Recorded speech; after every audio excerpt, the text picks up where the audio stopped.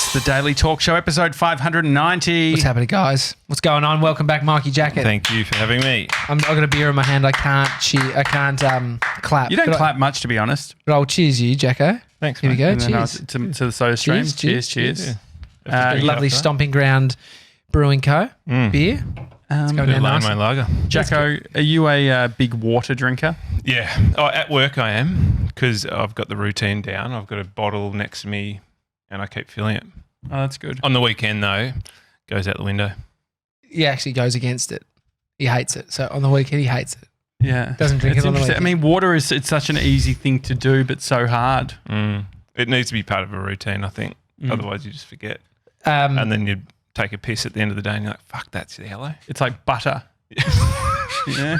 You've never met a guy more descriptive about his lack of hydration, and that's Josh Janssen. Yeah. Oh, yeah. I reckon the other day I was... It's fucking nuclear fluid. Yeah. I felt like it was the my spinal fluid. You know, when your back gets really sore. It's It like just goes all you've limp. just it's Oh like my you've had God, coffee and it's to the point where it's like the bit that's jelly in between. Tell you what it looks like. Things have just gone dry. Tell you what you're explaining.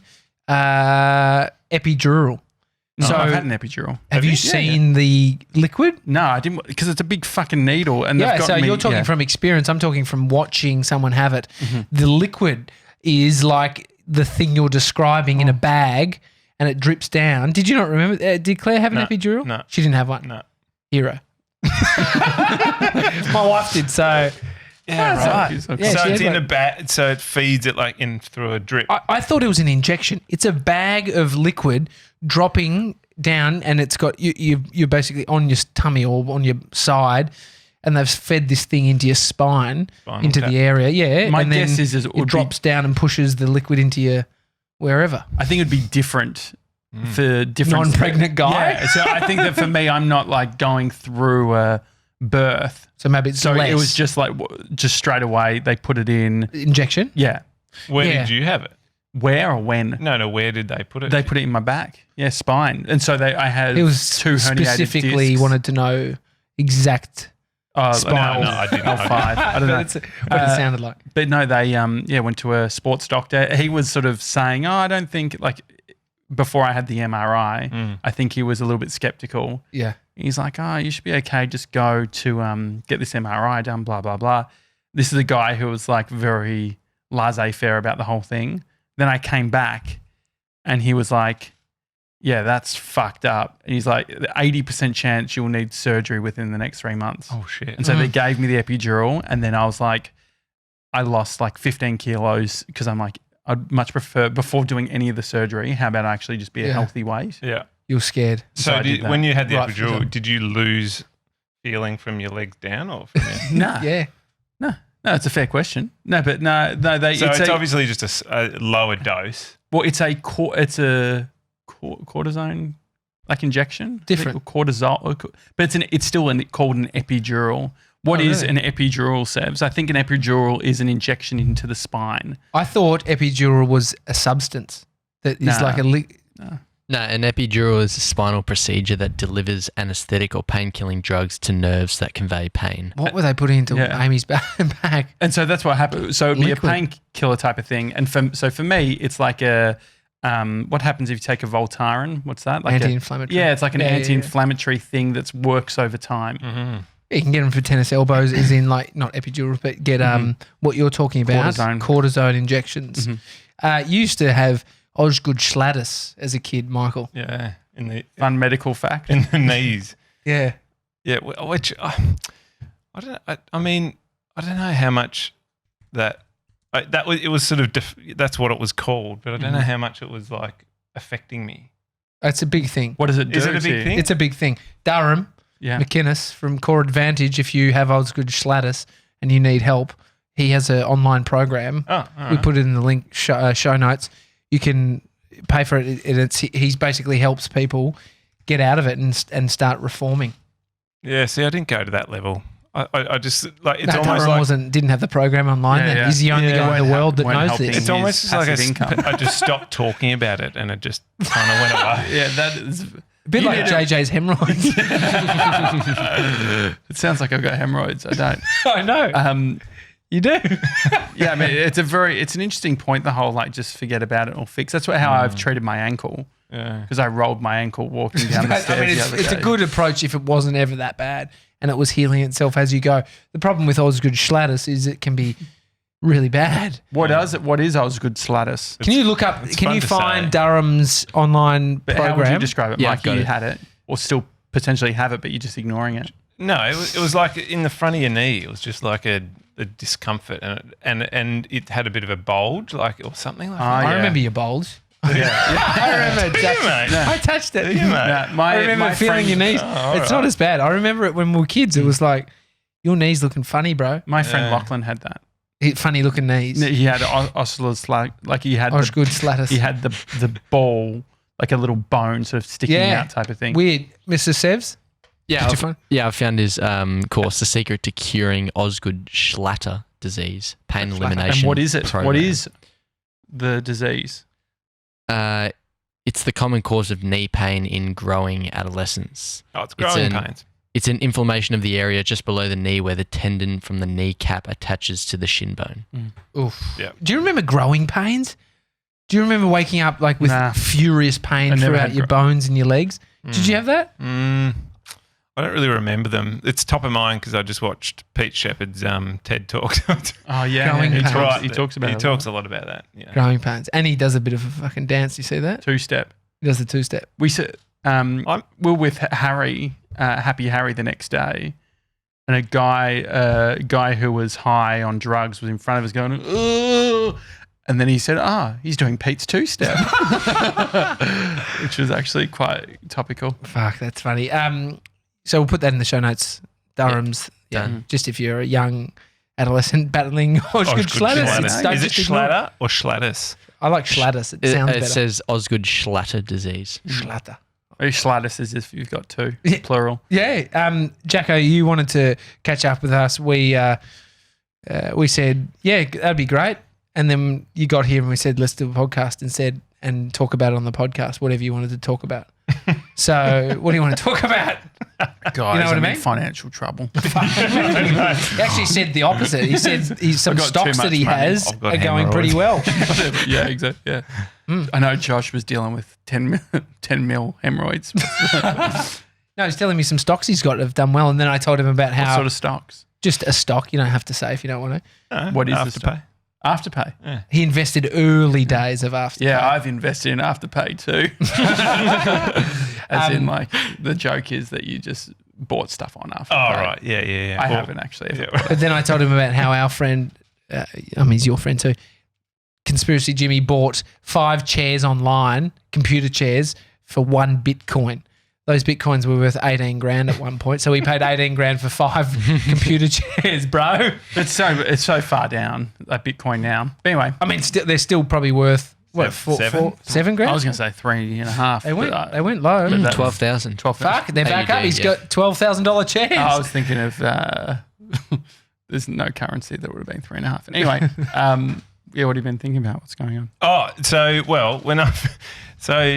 podcast. Fuck so- yeah, I'm pumped. So I've obviously been thinking about it for a while. You've had a couple of cracks at me. When am I going to start it? When I've been on. So I've just been noting things down, trying to get my position on what it is that I want to do. So I said to you at some stage, I want to sit down with you guys and just sort of do a bit of brainstorming, get a bit of feedback. Feedback's, a good thing for moving through, developing something. And then we're here. And Right, welcome. yeah. Time for feedback. All right. So first of, no, I'm joking. I've heard your podcast, the first episode. Have you not released it? No, I'm not going to do that yet. I'm just going to bank a few, work out if it's something I want to keep doing before. Yeah. I mean, this is, how were you with feedback when, so Mikey was an industrial designer. You were at uni. Yeah. You design, a bit like 3D Dill, to be honest. You did the same course, industrial design. You didn't do a thesis. No, You were a dropout. I actually was, and then I went back. This is a bit of a side thing, but then I went back, and so I dropped out after 2.5 years, and then I was working, and so I went back, and I was like, okay, I've just got to convince lecturers to give me some credits for some subjects. This is probably one of the best things I've ever done. I went back. Fuck, his Osgood's got to work out. Went back, spoke to a couple of lecturers. I ended up getting given 3 subjects out of 4. And then they're like, you just got to do 1 and we'll give you a degree. What did you do? Wait, so how many years had you done? 2? I'd done 2.5. But then he went into a job that was specific to industrial that's great. design. Yeah, so they're just, what is it called? Industry something? Yeah. Industry credit. Yeah, like Barefoot Investor's done his financial counselling course to help people, counsel people. But he got a whole bunch of it because he's had so much experience in the field, and then you got to get the back end credits. And so you had 1 subject or something. No, What'd you do? 4 subjects. 4 subjects, But then you only had to do, they gave you credit for 3. Which one did you do? Oh, fuck. I can't remember. I was pretty disengaged at that point. Our mate Matt Diavella had to do like, he fucked all of his credits with his college stuff, ended up doing like a fitness, like just weightlifting module or something to get the points. which was outrageous because he's like a filmmaker. It was like a... Actually, because I was still working, I actually paid some people to do some of the stuff for me. I mean, Perfect. do you think Fiverr, like, sorry, not Fiverr, like Upwork and shit, Well, Fiverr's not good enough for you. definitely too low Yeah. price point, shitty people, shitty designers. Like paying people online, like you. I think it's got a bad rap, Fiverr, based on the name. I mean, if you go to TommyJackett.com, the logo's from Fiverr. It's pretty basic. But it's not like, because it started out as being the concept being give us a $5. Yeah. Give us a $5. It makes And then sense. they started off saying, okay, $5 for this. And then it's like, oh, you want it quickly? That's an extra $50. Yeah. That's You got how they Osgood sort of- Schlatter, it's an extra 20. Did you tell Jules Lund about Fiverr, or did Jules Lund tell you about Fiverr? Yeah, I told him about it. Julesy was a big fan of Fiverr. Yeah, for a and while from there. this guy. Yeah. Yeah. It's 'cause he was I working with tweeted him. This is before I started at Fifi and Jules. And I think I'd just gone for, like, just put in, I must have, before the interview, I knew I was going to have an interview with him. And I just tweeted and said, hey, I think you'll love this. And then he'd already organised like a Simpsons caricature or something of himself. Yeah, I remember him doing that. He yeah. just started like doing random stuff. Like, what else can I do? What else on Fiverr? Just give him a $5. You had some disposable income with his radio gig. Could have probably afforded more than a $5. Yeah. And Badass. so feedback. So Yeah, at uni, were you good with feedback? Or, I mean, Yeah. did you even get feedback at uni? No. I mean, you You do grade. it. Yeah, you do and you don't. I mean, feedback is an interesting thing because people. I was actually, funnily enough, reading an article just the other day about in a design business, feedback is often lacking, but it's one of the most important parts of the design process. But yeah, like at uni, you often just kind of, here's your grade, limited feedback. You could have done better. That's generally my feedback. is your top salmon or what colour? I don't know. What do you reckon? I was just thinking Peach? salmon. It's a- Salmon to peach. Yeah. Yeah. Good. Clear it up. Go on. So anyway, what was your question? The salmon one? Baby's tired. So when it gets to the workplace, do you think not receiving feedback that much within a uni context, does that make us not very good feedback takers but also givers? Feedback's hard to give. So I just don't think it's culturally part of what we do, And it's Why do you think it's hard? Well, because it's hard to be critical of someone. Often being critical of someone goes down a path of like it becoming personal, but it shouldn't be that. It should just be a criticism or an analysis of the work, irrespective of who's done it. And so then something like design or anything creative is subjective. Design's always hard. Like designers are traditionally very touchy because it's so like you put yourself into it.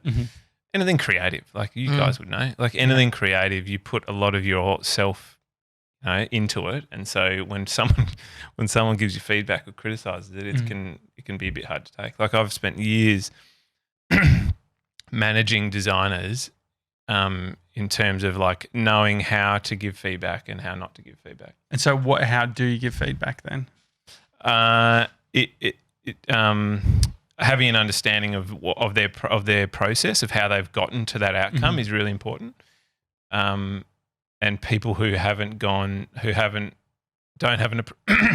appreciation for design and the process that you go through to research and conceptualize and then ideate and then, refine those ideas and then land on 1, 2 or 3 ideas and then work those ideas. And so when someone comes in and goes, like, have you thought about doing it this way? You're like, you have just undone so much like process. Like So is it a decision map type of thing or like a user story? Like how do you actually get to, and can you deconstruct someone's process?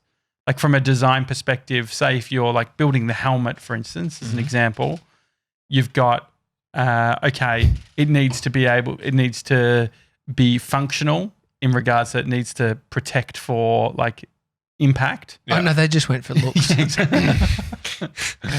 gives a shit about safety? It's got to look good. So you have the impact thing and then you have it could be performance. So like wind going in, what's that called? Aerodynamics. Is that like how you're doing it?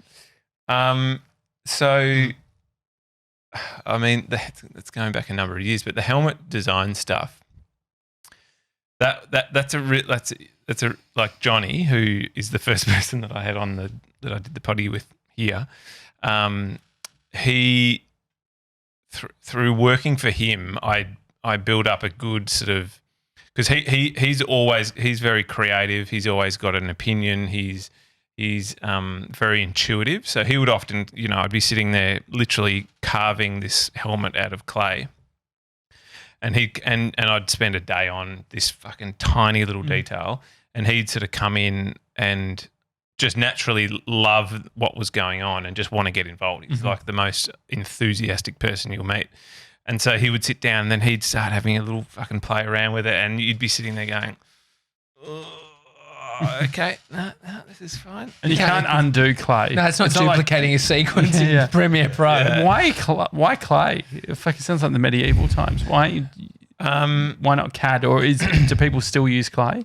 So at that time, clay, like I'd never done it before, and then I took the approach of how do they design cars, which is a very complex surface object, which means there's a lot of angles going on. There's a lot of, you've got to join this panel and this panel. And, so I was like, that's where I'm starting. I'm going to start with model making, clay, that sort of thing.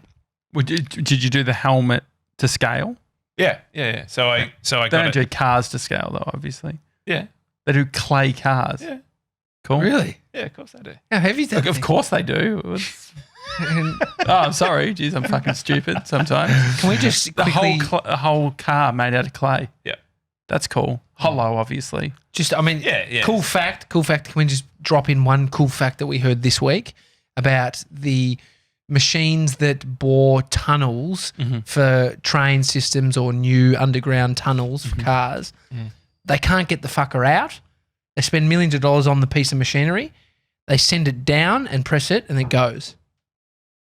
Doesn't come out. Doesn't come out. So they dump the really expensive piece of machinery. They bore it to somewhere. They bore it down somewhere. Oh, because they can't then get it back up. No, they can't get it. Reverse. There's no reverse. So they spend millions of dollars boring a tunnel. But hang on, isn't it the idea of a tunnel that goes in and then out? Don't know. I didn't ask that much. Yeah, we didn't ask that much. But I was more concerned about the driver. I've never driven into a tunnel and gotten to the end and gone, fucking hell, how do I get out? There's a big boring machine here. Maybe they lose. Maybe they do it too. Let's look into this. We were both Josh and that. Wow. Oh my God. Josh, imagine the driver. Is there a driver in it? Yeah. That's how you get us. Jason, if you're listening to this and can confirm what the Yeah. Can you find, it's one of those things you hear about someone at Chadston that saw somebody. Oh, yeah. The wallet thing. It's an inside thing. And so the clay and the helmet. So you made. Where'd you even buy the clay from? You just went to a crafts place? Online, I think. Yeah. Mate, we're going back a number of years. But yeah, online I bought it. I did a lot of research around the best thing you got. And then I got I had a head form. So it replicates a standard or a medium-sized head. And I had that cut out of CNC cut out of a material that was it's almost like a plastic material. Mm-hmm. And then I laid the clay up on top of that, and it would allow me to get the thicknesses right, and I could drop, a ruler into it, or I'd drop it, whatever, get all the thicknesses right, play around with the detail. Mm-hmm. Anyway, you then take that clay form and you go and you 3D scan it. So then that gives you your digital file. And then I took that digital file, which was just, or you can just imagine a file that's like as messy as a clay model. And then I took that and sat down with like a automotive designer, and he used AutoCAD or Alias to stitch and design all the surfaces so that it converted the file from something that was like really messy to something that was really clean, and you can create a tool out of it. And so how close was the thing that you did with the clay to the final product? It really close. Like it was exactly what I had in clay was what cool. ended up on someone's head. In the Tour de France. It did make the Tour de France, yeah. That's a fun fact. Yeah. When you find facts out about your brother and you brag about them? That's a good one. I hope he does the same He's a little about bit the funky. podcast. He's had one can of stomping ground. He's a bit tipsy. He's getting both. Getting Who, around Mikey? it. Yeah, no, you. The boring machines, so if the tunnel's big enough, they send one in from each end, and so then they meet in the middle, and then they dig off to the side and then ditch them there. But if the tunnel's small enough, then it'll just go right through. Yeah, and it makes sense, logic, if you're going through a mountain and you can get out the other side. It's Yeah. like, look, we could get out, let's ditch the So fucker. why are they doing it on either? Well, for efficiency, right? If you're having two Yeah. Oh, digging yeah. towards That each makes other, sense. then it makes sense. Okay. It takes Yeah, 6 yeah. months to Yeah, dig versus halfway. like- You do 6 months both Yeah. sides and you've got a Uh-huh. tunnel in 6 months. Yeah, it's interesting. Because they only go like less than a metre per hour. They're slower than a snail. Slower than a snail. That's Yeah, a good yeah. fact. Yeah. But faster than Mason. No. So feedback-wise, how do you... Oh, so I was thinking about feedback. Early days, is it worth approaching feedback and having the understanding that it's painful and that's what you have to actually put up with? So it's like it's you haven't done the work yet to work out what feedback and the feeling you get from having feedback is actually sensical or you shouldn't listen to. So Jules Lunn used to give me a lot of feedback on my videos. I felt yuck about it, but I acknowledged, I don't know, like in the time I was just like, oh, this feels great, but Jules, this feels horrible, but Jules is so great. And then I started at the other side when my videos got better. I was like, fuck this guy. But do you think it's it's respect? I was think respecting if you his- have respect for whoever's Yeah. giving feedback. But he actually gave me great feedback, and I was like, holy shit, when you see someone's feedback implemented, even when it feels yuck, but it makes it a better video. So it cuts out a minute of a 2-minute video, and you're like, I've got the same video and I didn't want to do the things he was telling me. But I did them, and now and so then you're downloading his system in some ways to go, I see what he's meaning by that. That's There's why good feedback. There's people who can give feedback, and then people who just shouldn't. it was trusted feedback, and then there's fuckwits on YouTube. Yeah, But it's also, I think, like context. Like, do they understand who the audience is? Yeah. And like, I think that you can work out whether feedback is good or bad based on how much context the people have or what they're bringing to it, right? So it's like, okay, say for instance, cutting it down, like using that example, cutting a minute off, that is using a specific school around we need to get to things quicker. It needs to, like, it's a web video, it's that sort of style. But there's also different styles require different tool sets. And so sometimes you see people's blind spots where if they've been using a hammer their whole life and then you're creating something that needs a drill, they will probably suggest a hammer. And at that point, you need to consider that. Yep, the old hammer and drill. The old hammer and drill analogy. It gets you good. But that's why you kind of have your safe people around you that you are seeking feedback from, hopefully. External feedback outside of the safe people. Just why are they giving you feedback in the first place? Yeah. Unsolicited feedback through YouTube. Geez. Yeah, comments. Like the stuff that we've had, some of the stuff that we've had. Yeah. Dude, you have no idea about what we think about. And it's like, it's it's so far from context that it's just at that point just a dot, like just random feedback, just like throwing anything. Yeah. Because they feel like they need to. It's easier to give feedback than it is to do the work. Well, I think to be honest. also it's easy to say something than not to say something as well. And so for me, I Well, reckon it's feeding their issue or their if they're thinking at that point. But also like you're doing like relationship management. Like if your mate's doing something and you know that something might not be right, I used to be like, oh no, you're fucking like you don't do it that way. I've done it. But then I'm like, it's that whole thing of you shouldn't like steal other people's problems from them. Like they need to have that experience and go through that. Otherwise they won't completely be able to connect the dots. Can you also, when you're not doing the work and then you're sort of invested in the project, there's a chance it's like it's whatever. If you think it's not as great as you like, whatever you put out, it could be shit, and you think it's good. Or like I think there's just anything you do, it's like take 20% off it, and it's still probably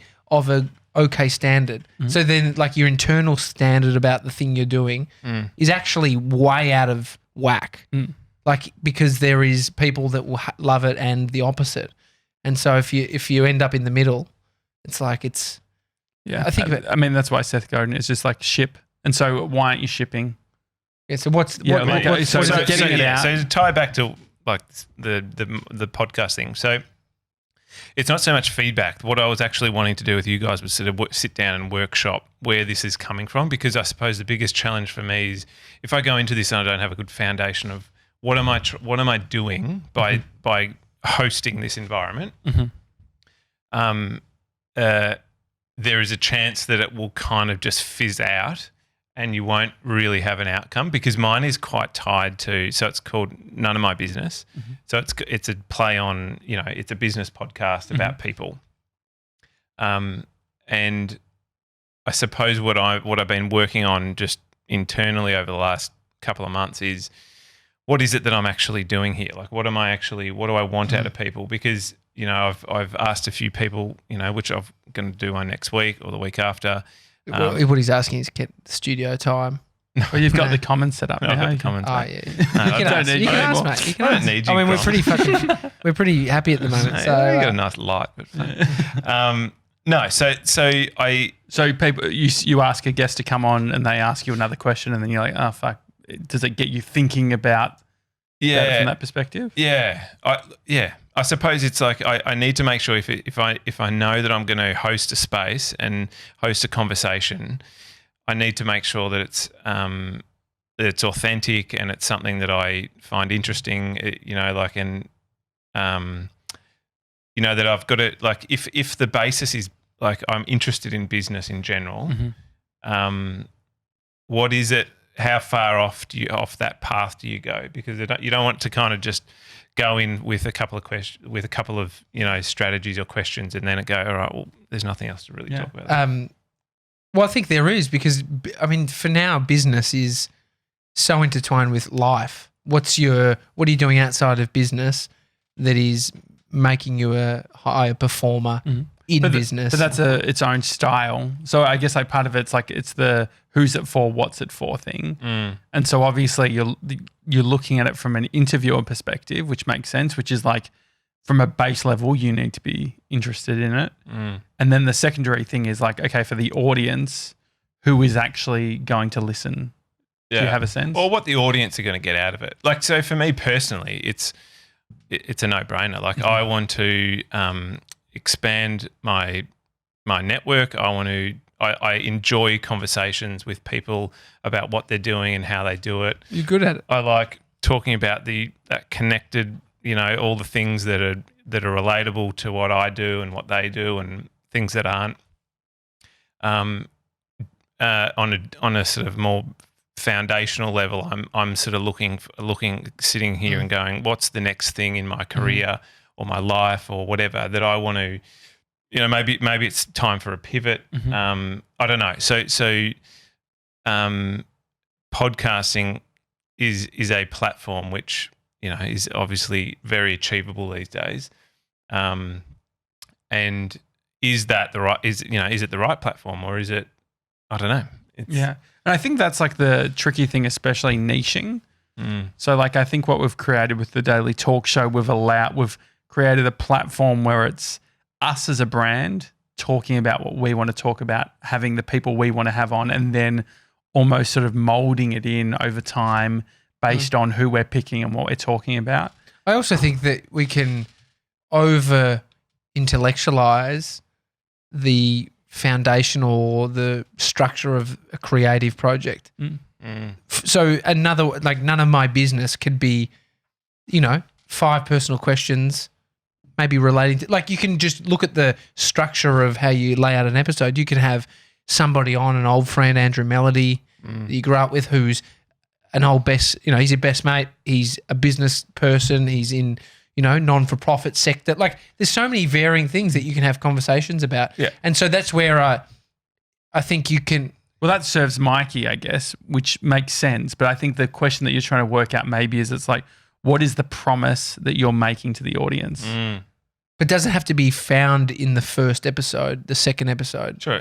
Like, can it not be, this is a evolution 50 episodes in, I'm giving it 50 episodes and I'm going to test and learn, carve away the helmet. Like, you're learning as you're going. And so you take that creative process and so your chips aren't all in on the first round because then it's like a higher chance of it not stacking up how you thought it was based on having all those chips on it being a certain way. I feel like being able to define it in some sense of where it sits for me, but also where it sits for potentially the listener also helps the guest. Yeah. Because, like I've asked 3 people and only 1 has responded, like that's not a big deal, but that was an interesting exercise to go through, there is a level of resistance there because 1, you don't have a track record. They can't look at what you're about and what you're going to ask. Like, and people, like they're naturally like, oh, fuck, what do you want? What do you want to know from me? What are you doing? And so I think like if we look at us as an example, I think that we've created this promise around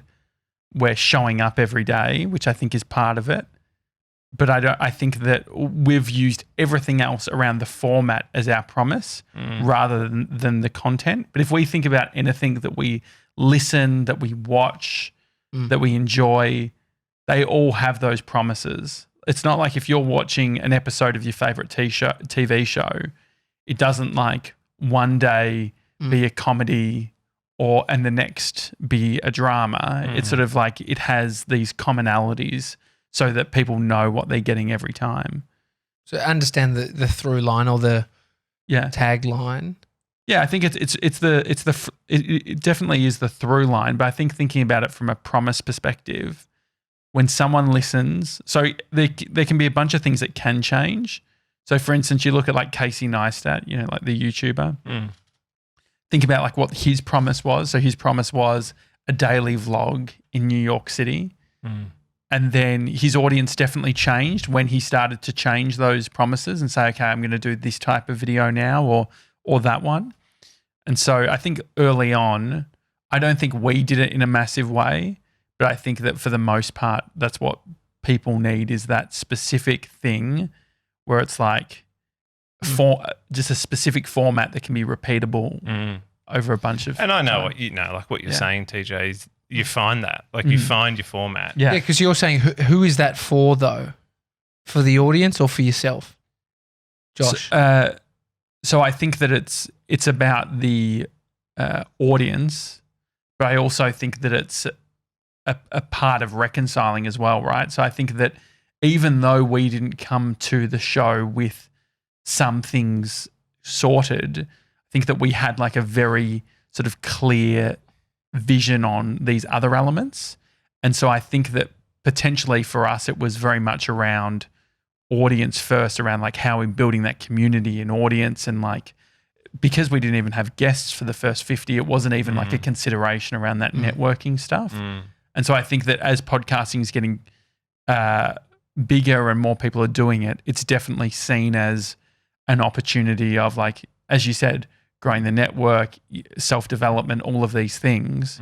And by being able to then dial it in from that audience promise perspective, I think it then will I think like looking at it as a season probably makes sense. Even though we didn't do seasons, I think saying, okay, I'm going to do a 12 episode season and the promise stays the same for those 12 episodes. Yeah. You go very specific and clear in that. And that's where the iteration comes in, because after the season 2, you might say, I'm moving a little bit over this way or that way. And I landed on that recently. I'm like, season 1, to call it that, is experimentation and allowing and sort of leaning into that, you know, and sort of saying this is an experiment. Yeah. And there is no outcome other than where it ends up, you know, after X amount of episodes or X amount of interviews or whatever it might be. Could it also dictate the content in a way? Like I wonder if, say if you were playing in that experimentation, if you were to be meta about it, actually saying like, what's one thing that you're at your first version of right now, like from a business perspective? Yeah, absolutely. Like if you play into that, like the iteration of things, then it becomes very clear as well, because then it's like, oh, not only am I experimenting, I'm making it part of the format. And so every time you experiment, every time you do make a little adjustment, you're actually making a better show. Yeah. And so when it comes to communicating doing the sentence or two, what's the sentence at the moment? How do you describe it to people? Yeah, that's kind of where I'm sitting. I've got a whole lot of stuff that I just keep kind of dumping out of my head.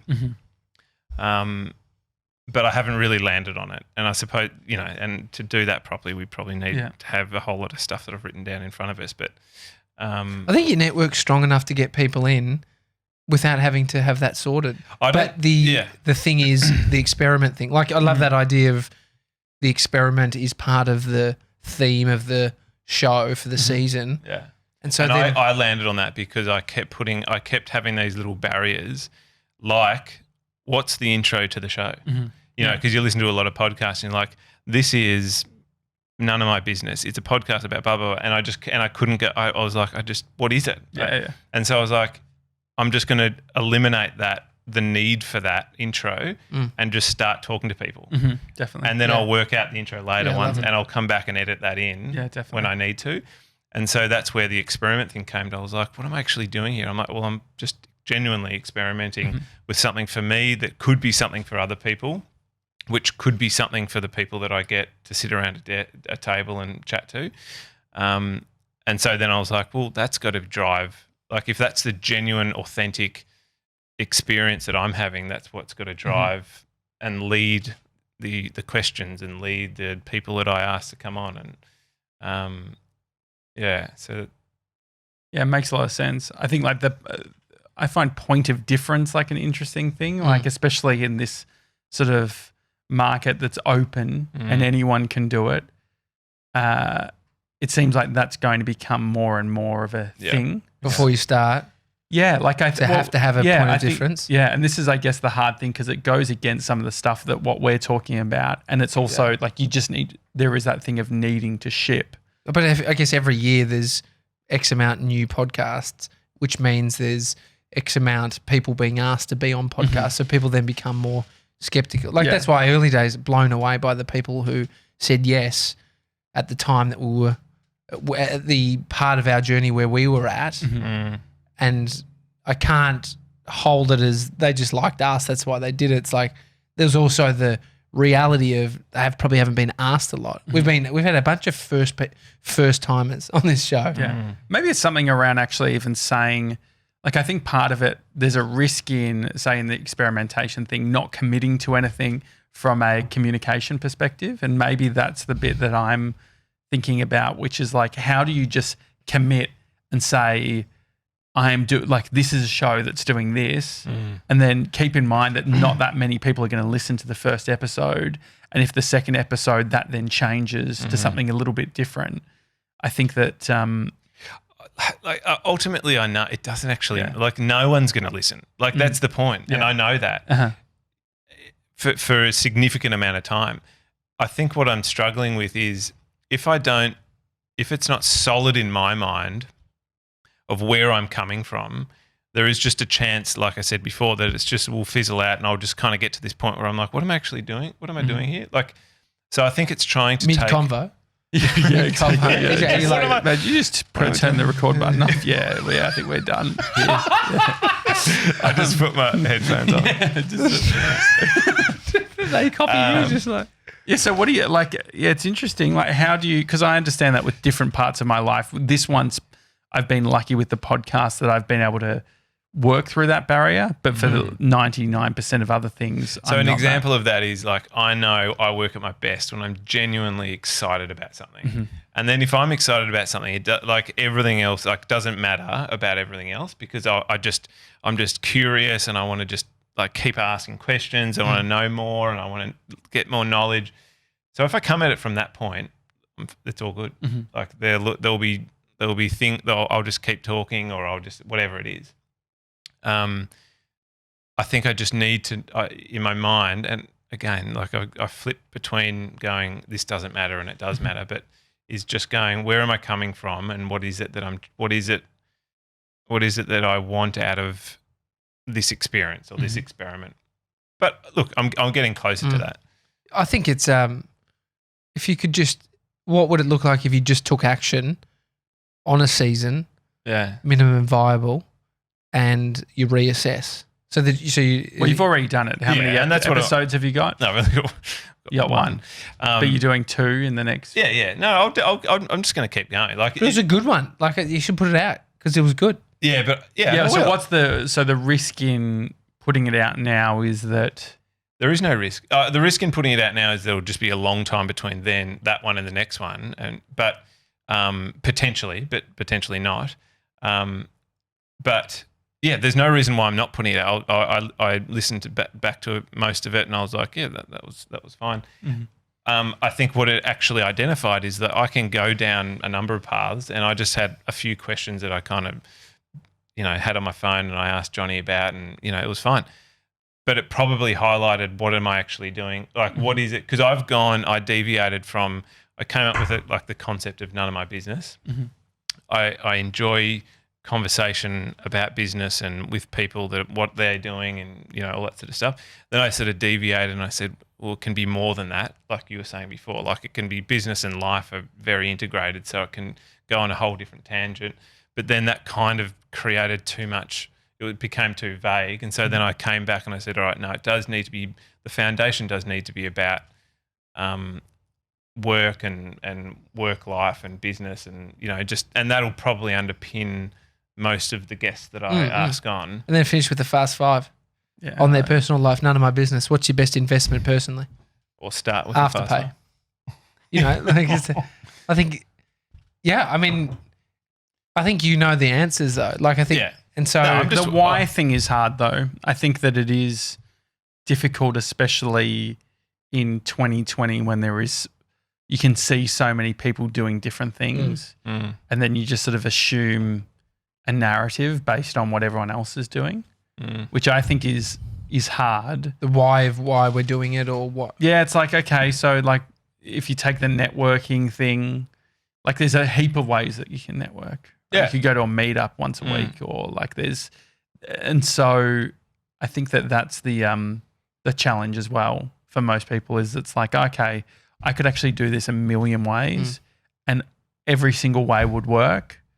And it is very hard to be looking at something day one and saying, I want to try and get the first thing to be right. And I think that maybe part of it is the fear of not continuing to do it is almost like a barrier, because it's that fear of failure, really.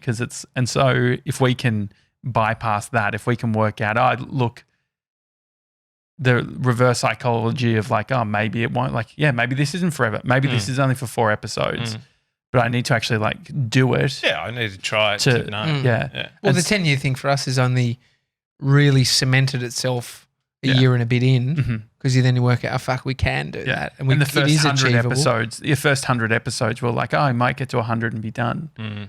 And so there was a little bit like, definitely that happens over time and you build momentum. But then you don't know what could come out. Like if you've got the podcast as the start, then you could say, okay, I'm going to transcribe this and turn it into like a blog or do something else, or you know what, as a basic thing, it's going to be a LinkedIn post once a week. Yeah. But the why stuff is hard because It's hard to work out before you've started something. Well, as we've said, you know, I know personally that there's a drive that I have for having meaningful conversations with people, and I think the podcast gives you that unique platform to be able to do that. But are you having it enough outside of podcasting? Like, so maybe I wonder if there is something in take the podcast off the table for even a week and say, who am I speaking with now that's doing exactly, who can I speak to now that would be doing exactly what I the experience I want to be having, but I'm just not recording it. Yeah. Yeah. So I'm doing that too. Yeah. Yeah. Yeah. It's interesting. He got you there, Josh. No, it's good. I love it. I'm trying to spitball because I'm like, maybe you don't need it doesn't need to be a fucking podcast. Yeah. Yeah. But I think you're further enough along thinking that you want to even do one, so you may as well. Yeah, I've got to try it. Like I think it creates a unique environment. So for whatever reason, the podcasting environment makes people kind of, you know, be a bit more honest or maybe talk about things that they wouldn't necessarily talk about. And not that you're trying to probe, but it does set up a interesting environment. Once you get someone in the door and you get them to sort of make that commitment, people that have got a lot of experience talking on, you know, the top, like, because you guys have a lot of people on that have got something to sell or something to talk about. Yeah. So they're generally used to it. So I'm kind of interested to talk to people that don't necessarily have that, like that aren't necessarily, they don't think they're selling anything, but they actually have really good, insightful things that they do that everyone does, but it's not necessarily celebrated like someone who's just written a book. Yeah. Yeah. That makes a lot of sense. I love it. Great. When can I listen? Sebs, Yeah, I mean get it up? Yeah, what do you think, 97? Like, I feel like you've had so much growth in the past. Well, he sits in the corner listening to every episode. Year and a half. It's fucking awesome. Yeah, what are you observing? What do you think? Yeah, I mean, I think the whole thing around reframing it to be an experiment and the whole sort of first season being an experiment and seeing what happens is probably what I resonate the most with. It's what, I mean, I would probably do, but yeah, I mean, you struggle to commit though, so I feel like, mate, yeah, just jumping in and seeing what it's like, and if you enjoy it, and potentially finding that reason or that structure or what you want it to be as you go. I don't know if what other way you. We can't hypothesize. Like it seems like dumb. Like even thinking about it until you're fucking doing it, right? It's it's like you've got a mate who's saying, "I'm thinking about the gym. Like maybe I should. I don't know." But it's like if you just like commit to 12 days of the gym. No, we've got a mate. Yeah, we've all got one. But if you actually just like. Yeah, the easiest way to know is to actually go. That's going to be the whole fucking experience. You know, something that's come up. Because I've told a few people about that I'm doing just because I want to kind of put myself in that experience of having to say what it is. And so two things, when you're telling someone that you're doing it, they go, "Oh, what is it about?" And that's probably what I'm struggling with. So it's that concise. Mate, I feel you. Yeah. I feel you. Yeah. 400 but if you don't talk about it, so we didn't talk about ours for the first 20 apps. Yeah. And so I think there's so much power in that, which is Totally. like, okay, I'm just going to fucking like, I'm not asking anyone. Like you actually, But you also didn't have to ask anyone else. So then the other don't thing, need feedback. The other thing is that you ask someone to come on, and the first thing they say is, "What's but it about?" that's what I said. Your network.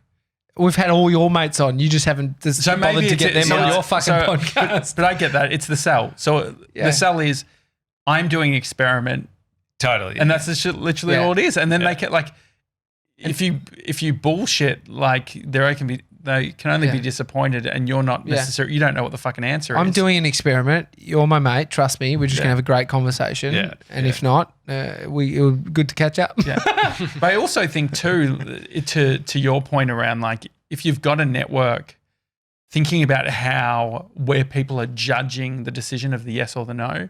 So for instance, if if you're coming from a perspective of, hey, will you be on the podcast? I'm a podcaster. This is what I'm doing. This is a podcast. If you like change that to being like, I'm doing like this is a personal growth exercise.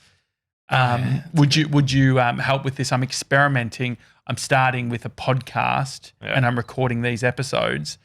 Then the question isn't fucking what's your podcast about? Mm-hmm. It's either like, yeah, we want to help Mikey and yeah, we'll give it a go and we can do that, or we won't. Yeah. So I think there's something in that framing too. And I think that everyone does that, which is like, it's the same with when it comes to from a money perspective, when you're like having someone say do work for you. They did this whole, Dan Ariely, like a social psychologist, talks about how they did a study where they paid people a low amount and then they got people to do it for free. And the people who were doing work for free worked significantly harder than those that were getting a small amount. And the reason was because when you're getting paid a small amount, you're referencing what you should be getting paid. And so you're using that method. And when you're doing it for free, it's actually a favor, and favors. You're giving. Yeah. And so then when you are doing it for social good, or if it's like a favor, you're going to put in all the effort. I think so. There's probably something in not trying to fucking pitch it like a podcast, and that you're a professional. It's all about operation. framing. Yeah. All mental stuff. It's about framing. Just reframing it until you get to a point where you're comfortable. Yeah. It's like the experimentation thing. Like that took me a while to get to a point where I'm like, fuck, hang on a second. If I just frame this in my head as an experiment, who fucking cares? Exactly. Yeah. It's like putting two coloured dyes in a test tube and seeing what colour it makes. Oh, exactly. But there's probably drawing the line in the sand of no more thinking. Yeah. Like I think you've thought a lot. You've tested it. You've come on this show. And, like I think it's all worth it on the journey of talking to other people. If it brings you closer, like if that's the little glimpse of hope, it's like me with my fucking habits. I've got the Streaks app. It's like I'm not hitting every habit each night, but I'm like, fuck, if I can actually, I go through moments of like, I haven't done them all. Like I'll fucking, do I really need to even add this one to it? But I'm like, nah, if the ones that I fucking do, the habits that I'm finishing, I'm like selecting that I've done it. And it just like keeps that, seems like it keeps that little bit of hope. Tall Gronk the other day. Oh, yeah. Yeah, he's using Streaks. Is he? Yeah. It's fine. Have you seen the Streaks app? This is it. So it's got like all the things that you do in a day. I just signed up to Qantas Wellbeing, so I get Qantas points for every step that I take. Get Are you stuff. fucking kidding me? Mate, fucking get on it. Mate, can't we just get a little thing in the office that's Look, making wellbeing. it Just step? shaking it up and down. Just can't we Qantas can't we Wellbeing. game the fuck out of this thing? So What, you've walked your way to a first class ticket to London? That's right. anyway, So what was Tall there. Gronk saying? I fucking lost my train of thought. Well, I was talking about the doing Streaks. stuff. Yeah. Oh, I habits. know. So I was talking to him about just another framing thing of why I'm doing it, but Fuck, he's getting free coaching, isn't he? Yeah, From Tall Gronk. yeah. that's the whole idea. This is all a front. I'm just getting Pete into my corner. Yeah. He's a good man to have in your corner. And I was saying to him how so many, this is even like you can connect better. Like one of my objectives is to be able to connect better with like good mates, like mates that I see all the time. Yeah. And I was saying how I was at a thing on the weekend, and I came away and I'm like, fuck, that was a lot of just small talk bullshit. You know, and I'm like, I've known these guys In a cubicle. Crazy. I've known these guys for 25 years. Yeah. And yet you still come away from some of those things, not all of it, but you come away from some of those things and you're like, fucking, were you really talking about the weather? Yeah. Like, I know it's a bit freaky at the moment. Fuck. Is it the Latte sky. is it the reframing thing? Like, because one thing that's why I love walks. I feel like when you go on a walk with someone, Absolutely. you can't do fucking like small talk. Yeah. So, and that's the point. That's my point. It's also about that's another thing about a podcast is you create an environment where you're like, and maybe you don't call it a podcast or whatever, but you're creating an environment where you're like, we're not going to talk bullshit. Let's actually dive into something that's a bit meaty, that's a bit interesting. Do you think that what are Tall Gronk talks about that quote. I always fuck it up. How are you implicit in the circumstance or situation? Like so if are you fucking saying, yeah, the weather is fucking shit, isn't Absolutely. it? Yeah. Absolutely. And then you drop into the mindset, like you drop into that Well, so headspace. easy. Yeah. And then you're just like, oh fuck, we're all here. So fucking weather's shit. outside pointing. Wow, Yeah. look at that. And so is there Cool something? changes coming soon. Yeah. How's the kids? Good. Yeah, real good. No, good, thanks. Good, thanks. How are you? And so, yeah, I mean, there's something in that. But maybe I think the podcast, I think that definitely through this format for us, socially, I think that we probably enter into things quicker. Yeah. And I think for some of it, it's because people expect that as well. Mm. It's almost like you become like when people are hearing it all the time, or you sort of like you just naturally do it more. I went on a real rabbit hole from the Bungo Stanny episode. Yeah. He's great, isn't he? He's great. What a weapon. And so I read his book, and then that put me. Then through his reading his book, he put me onto another one, which is called A More Beautiful Question. Have you heard of it? Oh, it's awesome. So I'm reading that at the moment. But anyway, it's just about this concept of questioning, and we lose we almost lose the skill of questioning from the time from 4 years old. Because 4-year-olds, and you're about to cop it even more than you are now. But they just start like asking about everything. And there's about 20 questions within a space of 30 seconds. And have you been asked what is dark? what is dark? Yeah, what is dark? What is the sky? Where do the stars come from? Solid questions like what is dark? How do you explain that to a kid that doesn't understand? Well, Seb light said an answer. What do you think? Protons, photons, fucking Yeah, the lack of photons, I think it was. yeah. Explain that to a 3-year-old, mate. Yeah, then what are photon? Explain it to Tommy. Yeah. Explain it to the 3-year-old's dad, mate. Wait until they it's- go to school and they're asking about. Yeah, but so you're at the. I remember you telling me this. You're at the height of your question asking at 4, and then as you grow older, age goes up. It deteriorates your question. Yeah, asking. because you start going to school. School's all about knowing the answer. And then memorization of answers. So you stop asking questions. You stop becoming inquisitive. So your peak questioning is when you're 4 years old, and then it goes like that. I mean, we would have had a massive spike in question asking over the last 2 years. And then people are uncomfortable. I reckon in the last week we've had 3 people who have said, "Man, you were just like you asked a lot of questions After the episode. Yeah, after the episode, Yeah. like it's a bit confronting. Yeah. Yeah. But I think there is because the other thing too is I think that we try and because it's not socially acceptable, it seems rude to just be asking questions. Most people sort of lather it up in all this other shit before they get to it. Yeah. Whereas I think that maybe sometimes when especially when I'm tired, There's I'll no just bullshit. I'll There's just like keep asking, direct. just doing the questions. Yeah, which comes from a place of curiosity, which is a good thing, and that's where the kind of context of this book is. It's like if we want to be better in business and we want to be better in designing and creating outcomes, and we've got to be better questioners. Like and the Googles and the Microsofts and Amazons, it's part of their culture now to be good questioners. And continuing to ask questions at every level. And This is perfect segue to my book club book. I mean, it's the Daily Talk Show book club, but I'm sort of running the whole thing.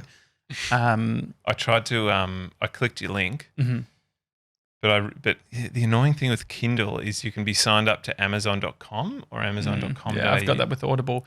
But we've got an update on that too. Oh, good. Because we're talking. So the book is called You're Not Listening. Is that right, Sebs? It's your book.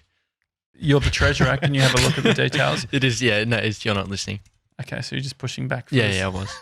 Okay, interesting. Kate Murphy. Kate Murphy yeah, is the author. He pushed back and then he straight away tells me the author. He knows he fucked up. So we're doing that book, which I think is perfect because it's all about this. It's all about like how we listen and all that sort of stuff. But what I was going to say is George, our editor, his mum runs the main bookshop in Byron Bay, and we're going to do some form of partnership where the Gronks can get a discount at the bookshop. Yeah. Do you have to fly there or? No, they deliver as well. Oh, and nice. she would also provide us with the book at a discount or potentially. No, we can pay full price. Well, she actually sounds said good to us. She said freight, but I think that we could work if something you're giving out. a business. Yeah. Ask Harry for the company card back. Exactly. Yeah, Harry's still got it. But no, that'll be fun. But Feb 1, we're starting that. I feel like you should get around that. I actually intended to. That's why I went to buy it. Yeah, great. Well, don't buy I've got 6 days. No, I don't. I've got 4 days. Well, we had 43 click-throughs or something. How many people bought it, Sebs? 3, I think. We made $2.87. Oof. So it's just like, I can't be fucked pushing Amazon that hard for $2.87. Coffee shop before you put the milk in it. Yeah, that's crazy. All right, Mikey, thank you Yeah, for coming on. Yeah, I hope that. I think these conversations are good, even if it's not a podcast you're wanting to start, but it's anything that you're wanting to start. That's a creative project that has all the barriers of it's only you stopping you from doing the thing. Well, so I've been getting up at 5 a.m. for the last couple of weeks doing my yoga and journaling and reading. That's the format I'm trying to follow. And You thought, fuck, we've gotten to the podcast. I haven't mentioned that I've been waking up at 5 a.m. What's the point if you don't mention it? Go But quick. one of the things that have been coming up is just that barrier that we put up in front of ourselves, and the whole reframing thing, and just like all it takes is just going, what's the excuse that, like, you wake up and you're like, you've got 10 excuses as to why you shouldn't get out of bed before. Have we got Goggins on our podcast? But the thing is, the main excuse I reckon is like, oh, you know what, like, if I get up at 5, it's not even that. It's like, if I get up at 5, I'm gonna be fucking tired at 2, and at 2 p.m. I actually need to be at work working. You know, Everyone got coffee. Yeah, true. Are you drinking more? Yeah. Coffee, okay. Right. Anyway, thanks for coming on, Booker. It's a Daily Thanks, Talk boys. Show. Hi at thedailytalkshow.com. If you do want to join the book club, you just have to go to our Facebook group. Some people who don't have Facebook have been asking me about it. Great. Haven't worked.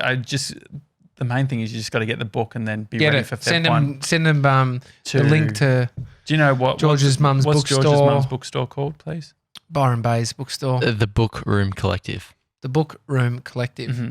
And so In the show notes. if you go there in person in the next few days and say the Daily Talk Show sent you, they'll probably do something.